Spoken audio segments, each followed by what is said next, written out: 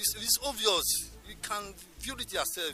Purely equipment failure. There is no compromise about that. There's no certified evidence to show. Yes, but they say they will still come back, but it is obvious. Common sense will tell you this is equipment failure. But maybe the high pressure. I am almost 50-something years old now. This equipment was here even before we were giving birth to my mom was even married. This equipment was here. So I have not heard of any maintenance have been done on this line.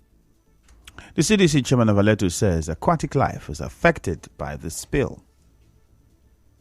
Past 3 days now, this incident happened, and we have been trying to call on their attention. It's just this afternoon or this morning that they try to listen. The fishermen that have been fishing in this river, there are nothing for them. We are trying to call them. They should come and contain this first. When they contain it, then they should check the volume of the damage, because this thing has spread all over our river coast, all over, from here to where we call our way, Mwebrepi. Just something that happened here at Okulu here, go across. So we are not happy about it. We are not happy as a people. You can see the farm there. Look at those plantains there. They're already withered. On his part, the Aleto Youth President Prince Mbadekwe explained how the oil spill was put off. The youth of Aleto has nothing to do with the federal government's line, SPDC line. I'm a weather by profession. As you can see, the level of job done here is a very poor job. How will you tell me that that pipe you're seeing there is 28 inches pipe? When they maintain, how will you use a 2 millimeter plate to patch 28 inches pipe? Thickness of, I think, 80 millimeter thickness. Then you use less than 1 inch to patch it, to reinforce it. It can't work. Mr. Mbadekwe, when asked if the youths were responsible for the oil spill, he had this to say. It was on Sunday morning. I got on a call that there is a leakage crude pipeline. I find out there was a heavy pressure. You can't even get to this point we are now. I sighted it from very far. Since then we have been here. We were here yesterday. Share came down and they tried to see what they can do to stop the pressure, which I believe that they shut down the line in their flow station. Today they can able to excavate to find out the root cause of the spillage, or which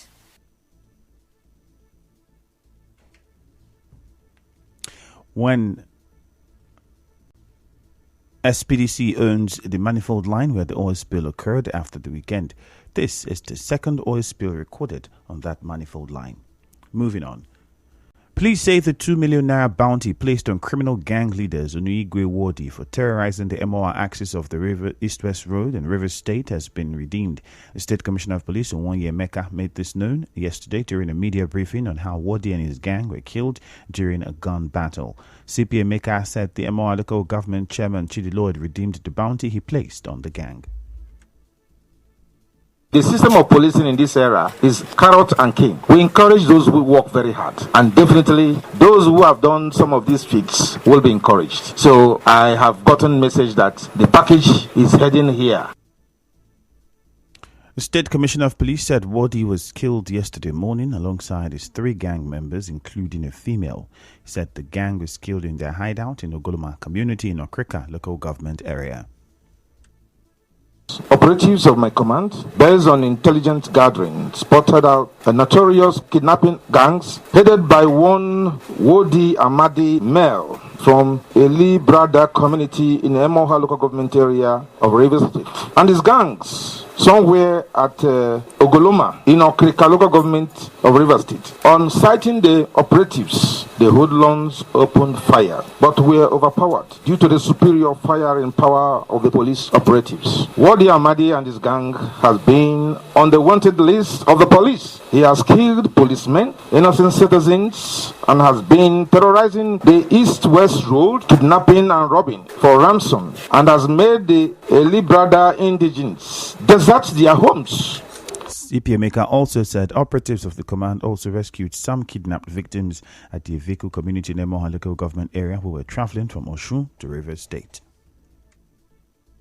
While on routine patrol, operatives of the command received information that hoodlums were operating along East-West roads between Iveku and Odoha in Emoha local government area of the state. On arrival at the scene, operatives combed the forests and victims were rescued. They were all traveling from Osun State to Rivers State. Upon frantic effort, both by the police and the local vigilante, after a gun battle with the hoodlums at their camp, 4 more abducted victims that were still in captivity were rescued on hot, making them 9.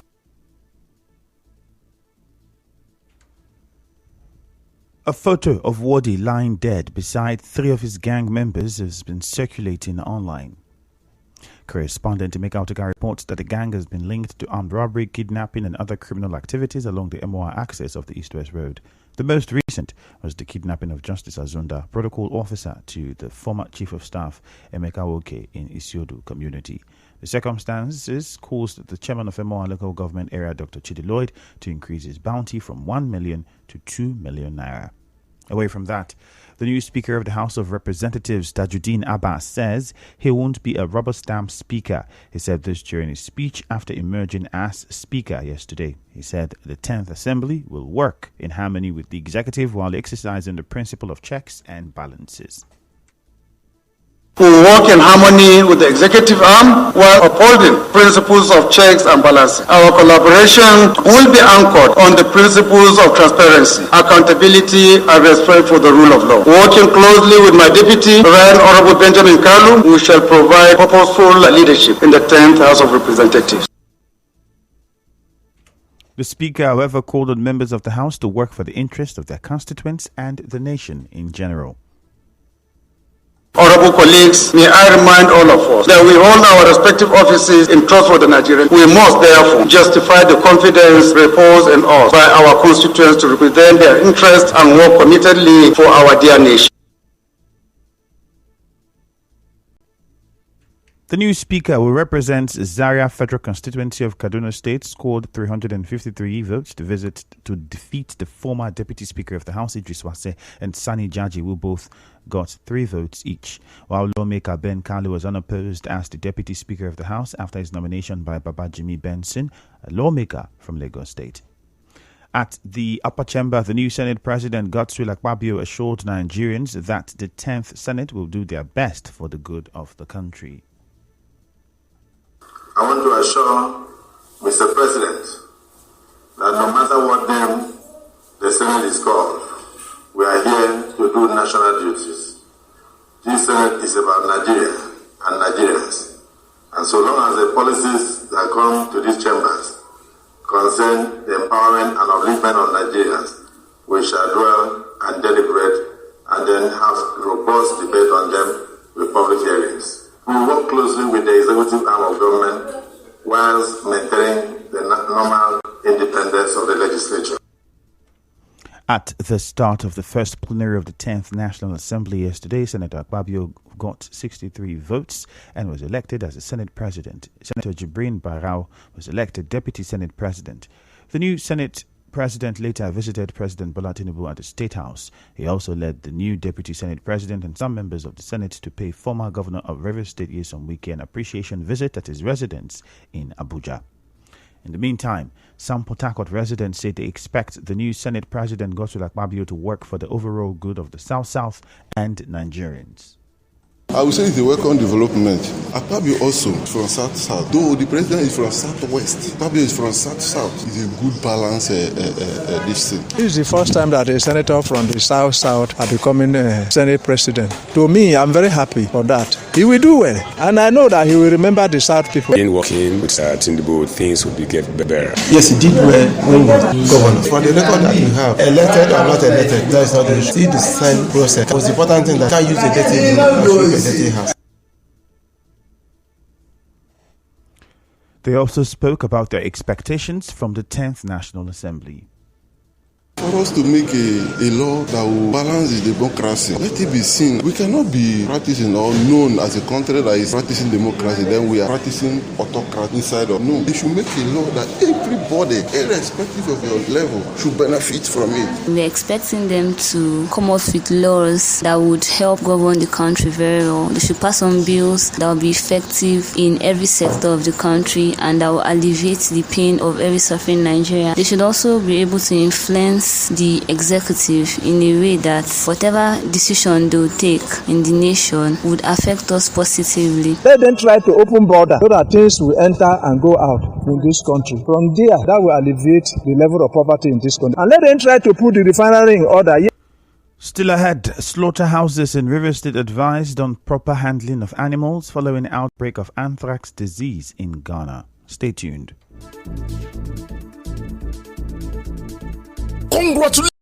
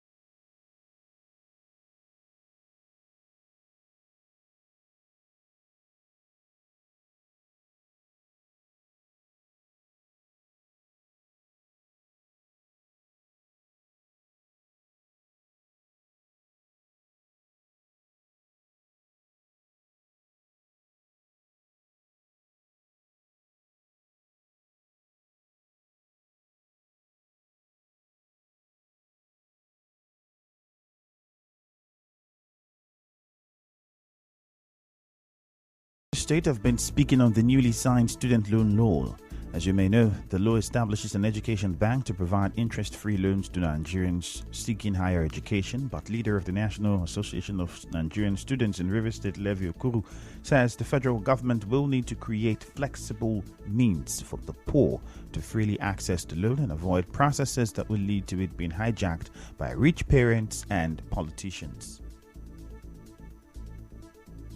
This bill would rest the case of lack of funds, which is hindering indigent students to have good educational pursuit. We also wish that the necessary modalities on how students can get this loan should be made flexible, and it should be made available for those ones that could not aid their educational process, and not to be hijacked by top politicians that have what it takes to take their children to any educational level. At least if it is followed the rightful way, it will help increase educational sector in Nigeria.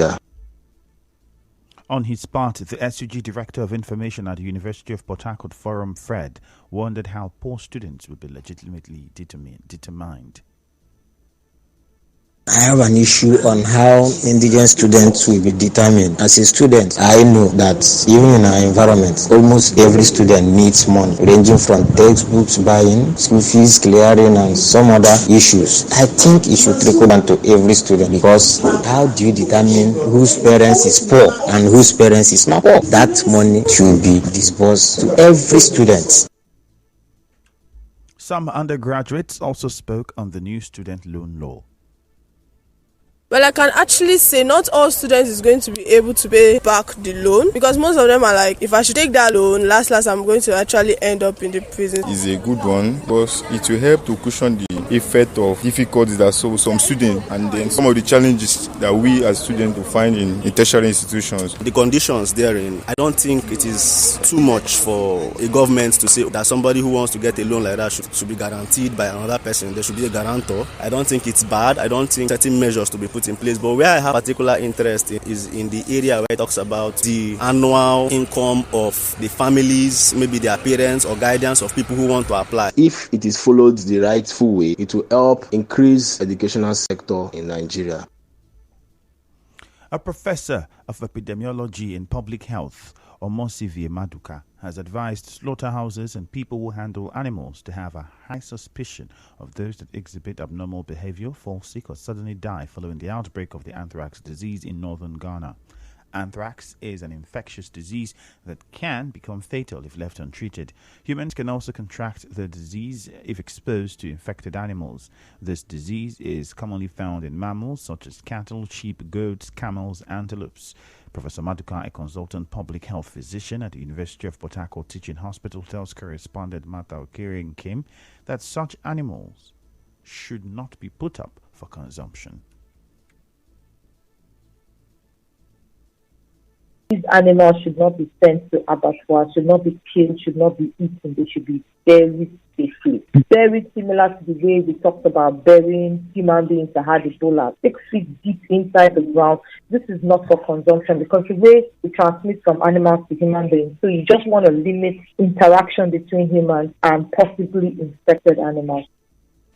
As you may know, the federal government is urging states in the country to step up livestock vaccination after northern Ghana recorded an outbreak of the anthrax disease. In other news, there was jubilation yesterday as Nigerian chef Hilda Bassi's world record for longest cooking marathon got confirmed. A careful evaluation of all the available evidence showed she clocked in at 93 hours and 11 minutes and was officially recognized as the owner of the record for the longest cooking marathon by the Guinness World Records. Many Nigerians took to social media to celebrate her and her feat.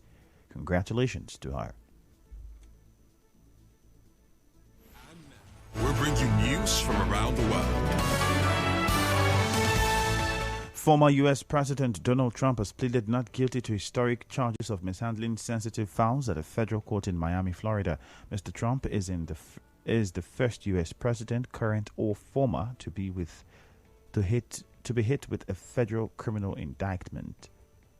Arms crossed in a dark suit and red tie, he sat in stone-faced silence for his second court appearance. The Republican later traveled to his golf club in Bedminster, New Jersey, where he addressed supporters. And now we'll bring you news.